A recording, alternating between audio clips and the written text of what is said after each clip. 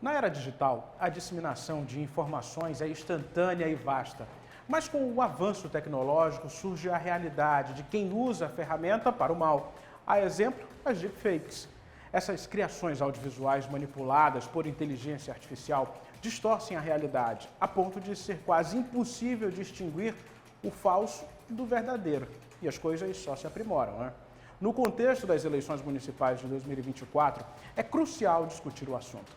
O RT1 Entrevista de hoje recebe a professora de Direito Digital Carolina Jatobá, do Centro Universitário de Brasília. Seja muito bem-vinda, é um prazer recebê-la, doutora. Muito obrigado, Caio. Para mim é uma honra eu estar aqui e debater esse assunto que é tão importante, tão relevante, principalmente no ano de eleição. A gente sabe que a realidade da lei é uma, mas existe uma lacuna quando se trata de campanha eleitoral. É um período em que o ânimo, né, ele fica mais elevado dentro das campanhas. O TSE tem norma que cuida disso, tem uma regulamentação sobre isso. Só que a gente entende que, como eu falei, nesse calor da emoção de uma eleição, às vezes você percebe que nem todo mundo ao longo da história, porque não é só essa única infração que a gente está comentando, as deepfakes é uma coisa recente, mas são inúmeras as infrações que as campanhas eleitorais incorrem vez ou outra. Isso também pode ser uma realidade nas eleições de 2024, principalmente por ser uma eleição municipal, e em especial no interior do Brasil. A senhora enxerga que essa lacuna pode ser muito perigosa no processo eleitoral? Perfeitamente, Caio. A sua colocação ela é muito pertinente. De fato, hoje nós não temos uma legislação, quando eu falo legislação, estou falando de norma criada pelo Parlamento brasileiro, ou seja, pelo Congresso Nacional, com efeitos em todo o Brasil e feito de uma forma dentro de um processo democrático que trate exatamente sobre a deepfake. Exatamente, porque este é um fenômeno muito novo e os países, em geral, têm lidado com essa questão de uma forma muito nova, muito inovadora, né? Então, uma tentativa de combater essas deepfakes, que são esses processos de manipulação de dados, de vídeos e outras engenharias tecnológicas com fins, né, de ludibriar, de alterar a verdade e que tem um efeito muito grande aí quando a gente fala de pleito eleitoral, um instrumento de marketing político, né? O TSE, então, tentou, de alguma forma, regulamentar.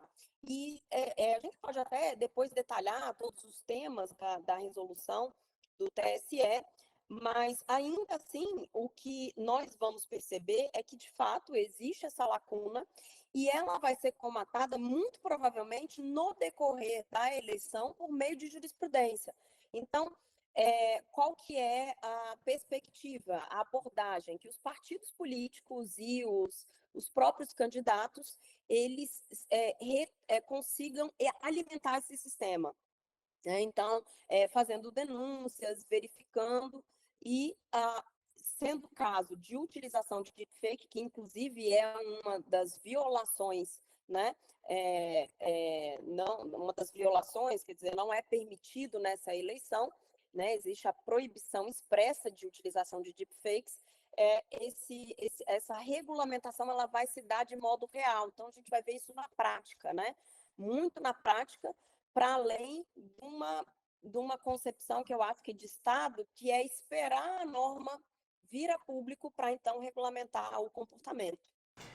A senhora, como operadora do direito, eu falei uma bobagem na abertura dessa entrevista, que eu acho, na primeira pergunta, que a senhora, os seus ouvidos devem ter gritado aí. Não é regulamentação, a gente está falando de uma resolução do Tribunal Superior Eleitoral. Só para diferenciar a nomenclatura e eu não cometer um erro aqui com a senhora. Mas é uma regulamentação, sim. De alguma forma, ela tem efeito sobre as eleições. O que se discute é que nós temos no Código Eleitoral a regra da anualidade, ou seja, a legislação ela precisa ser aprovada durante um ano anterior ao início das eleições. E isso não aconteceu com a resolução. Então, muito provavelmente pode ser que tenha aí alguma questão relacionada a isso. Mas como eu imagino que os partidos vão se valer desse instrumento para impugnar uns aos outros, imagino que talvez a validade dessa lei não seja questionada, tá, Caio?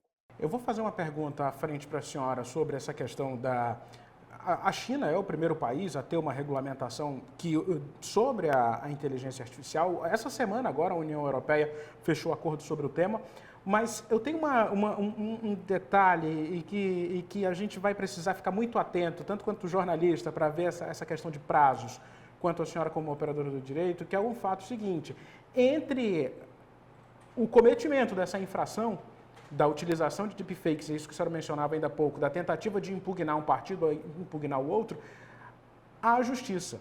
E a gente sabe e entende que a justiça, às vezes, tem um processo natural dentro da sua própria operação. Isso, entre precisão e velocidade, pode haver um ruído, hein? Perfeitamente, Caio. Eu acho que o maior desafio desse tema é exatamente a imediatividade dele. Porque, imagina, é, o, o candidato, enfim, o partido ou o movimento que queira, porque até falo assim, não é nem um partido, né? Porque a gente não consegue nem regulamentar se, por exemplo, a gente tem ali um grupo, um movimento que de alguma forma manipula aqueles dados, mas que o próprio partido ou o candidato nem está sabendo, né? Então, assim, a gente tem verdadeiras milícias digitais que a gente não consegue verificar ali o financiamento. Esse é uma outra problemática. Mas veja, você colocou uma questão crucial. Durante o interregno do próprio dia das eleições, a gente não vai ter essa imediatividade, né? O que será possível, talvez, seja contestar não a candidatura, mas a posse, né? Então, e quando isso acontece, sempre há um ruído e eu acho que uma quebra na confiança do processo eleitoral de uma forma geral. Porque, imagina, uma população toda elege alguém e aí se descobre que a deepfake, né, a gente não consegue precisar o quanto aquela deepfake vai interferir ou não no pleito, mas uma vez ela existindo, isso pode ser impugnado e pode ser impugnado tardiamente. Né? Eu estou chegando aqui ao extremo disso acontecer, por exemplo, na véspera ou no próprio dia das eleições. A justiça não tem mecanismos para lidar com isso.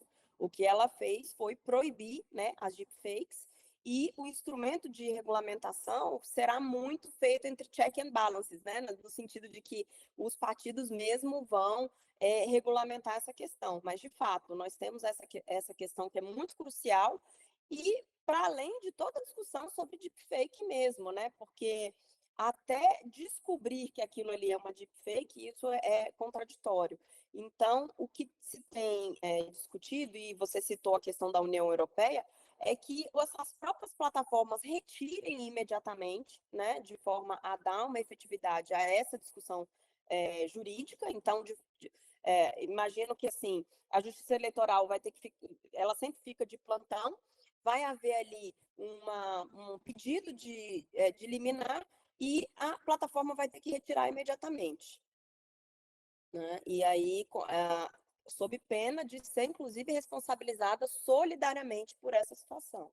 Então, talvez a gente consiga alguma efetividade, mas a gente sabe que até para se julgar uma liminar, né, ainda num período de plantão, ainda, num Brasil que é muito diverso, como você colocou, né? Então, a gente, de fato, tem essa dificuldade, é uma dificuldade talvez a das maiores aí sobre esse assunto. Para resumir, eu não sei se vou conseguir ser tão conciso assim, mas a senhora está dizendo o seguinte, que deepfake precisa de velocidade da justiça, seria isso? Exatamente, exatamente. E, E e, e a, resposta imediata das Big Techs, né? Também. Porque não e adianta só a resposta. justiça julgar. A Big Tech também tem que retirar aquele conteúdo da plataforma imediatamente. E o que a gente sabe que, do ponto de vista de vieses, nem sempre é possível, né? A gente tem plataformas, algumas que respeitam, algumas que já trabalham nesse sentido e outras que nem tanto. Era uma pergunta que eu iria lhe fazer. Bacana a senhora ter entrado nesse assunto, porque a gente entende que, dependendo do posicionamento daquela plataforma, e o próprio governo federal, no começo dessa gestão, teve embates severos com determinadas plataformas. E agora uma eleição municipal se aproxima. O artigo 9C da resolução, ele proíbe de forma cabal, né, essa utilização de conteúdo fabricado e manipulado e aproveita para responsabilizar as plataformas. Então, as multas serão bastante altas para quem descumprir, né? Então, eu imagino que as plataformas, pelo menos, teriam que advertir os usuários de que aquele conteúdo, de alguma forma, ele sofreu algum tipo de manipulação ou ele está sendo utilizado com o uso de inteligência artificial. E isso, de alguma forma, precisa ser uma cultura. E aí eu não entendo que seja só no Brasil, né? De uma forma geral, até entendo que deva existir ao longo do tempo aí, não pode ser.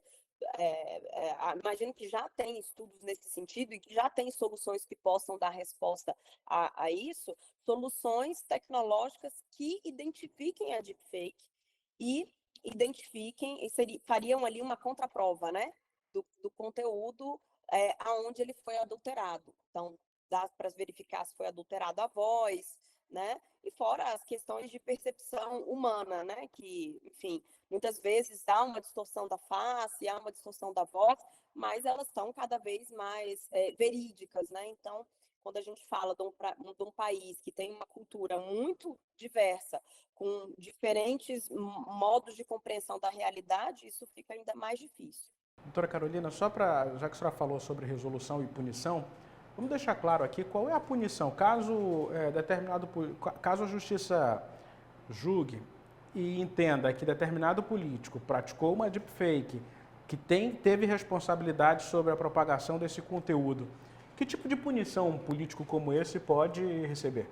Vai depender do momento em que se deu essa impugnação. Então, pode haver, primeiro, a impugnação, o registro de candidatura, né? Isso é feito antes, efetivamente, do processo eleitoral.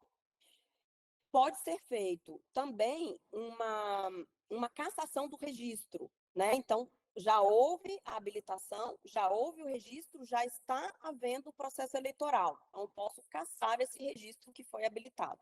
Ou, pior ainda, eu posso entender que por um abuso da utilização dos meios de comunicação, e aí a gente está interpretando de forma ampla, né? O abuso do meio de comunicação poderia ser a utilização de televisão, de rádio, TV e, aqui no caso, também da própria internet. Então, isso pode acarretar até a cassação do mandato.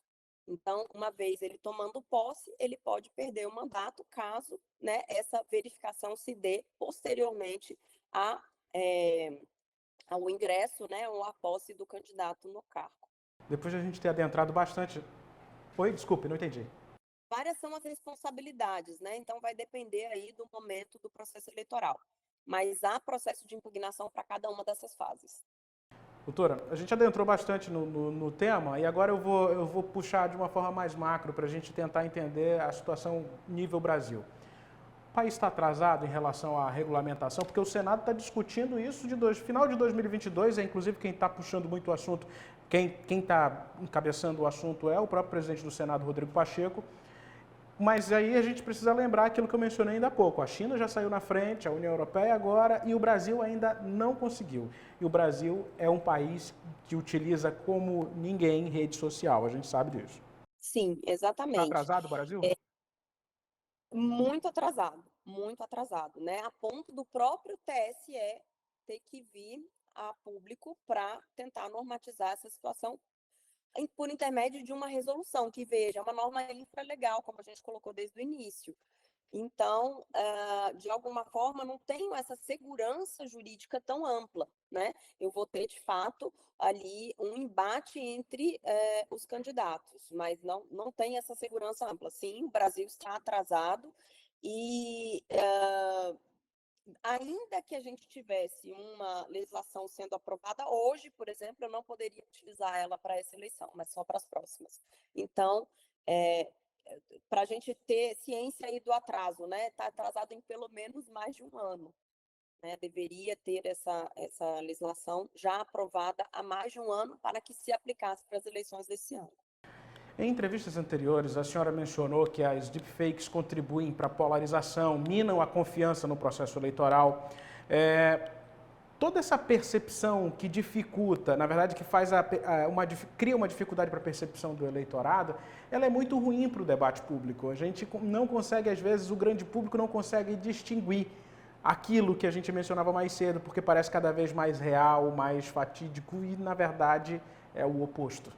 Infelizmente, né, nas eleições sempre houve aquela indicação de que quem detém o poder econômico acaba detendo parte dos meios de comunicação. Isso não muda, né? O que acontece é que agora, com a manipulação do marketing político, e aí a gente não está falando só de deepfakes, tá? Um fenômeno global. Então, por exemplo, você pode ali usar influenciadores, startar um movimento maniqueísta, utilizando ali, por exemplo, crenças, valores, questões religiosas, questões relacionadas a polêmicas, né? A gente sabe que hoje o algoritmo da rede, ele responde ao engajamento, então não importa muito se aquilo é verdade ou não, e o que é cruel das redes é exatamente isso, porque ela não dá espaço à posição crítica, né? Qualquer crítica colocada ali, ela é binária, ela é um engajamento, né? Então, sendo um engajamento, às vezes até mesmo criticando determinado candidato, você está dando público para ele, do ponto de vista dele ter mais aparições na rede. Então, é uma lógica cruel, né? Que é uma lógica feita para o marketing, por exemplo, econômico.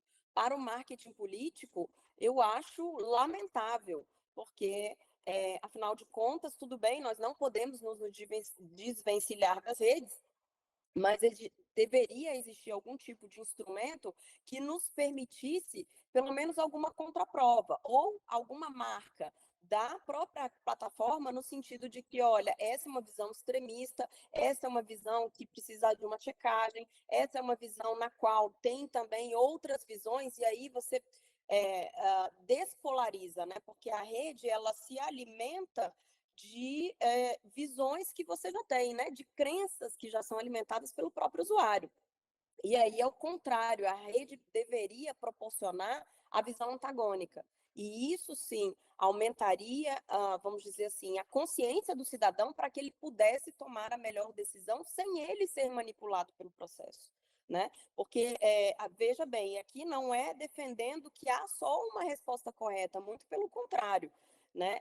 Eu acredito que o processo democrático, ele se dá com a troca de ideias, inclusive entre os próprios polos. No entanto, uma vez que a rede só alimenta um polo ou outro, você não tem a visão dos dois polos, e aí você traz uma sociedade cada vez mais polarizada e maniqueísta, que é o que eu venho, de alguma forma, defendendo nos meus estudos, que isso mina, né, a nossa democracia. E que é preciso regulamentar a rede de uma forma geral para todos os aspectos da nossa vida, mas principalmente no processo eleitoral ele tem um efeito muito deletério. A senhora fala de um processo que os cientistas políticos vão chamar de calcificação, né? É um processo além da polarização. Doutora Carolina Jatobá, eu quero lhe agradecer pela essa conversa maravilhosa durante um período que a gente esteve aqui de forma virtual, a senhora aí em Brasília e eu aqui em Manaus. Obrigado mesmo e peço que a senhora volte mais vezes para enriquecer o debate, a gente promover esse tipo de conversa, porque quem está assistindo acaba aprendendo muito. Obrigado. Obrigada, Caio. Aprendi muito também contigo e agradeço muito pela oportunidade. Estou sempre à disposição. Eu que lhe agradeço. Eu vou só pedir para a senhora ficar aqui na tela enquanto eu me despeço de você, nosso internauta. Muito obrigado. Curta, comenta, compartilha e inscreva-se em nosso canal no YouTube. É o RT1 Play. Obrigado e até uma próxima oportunidade.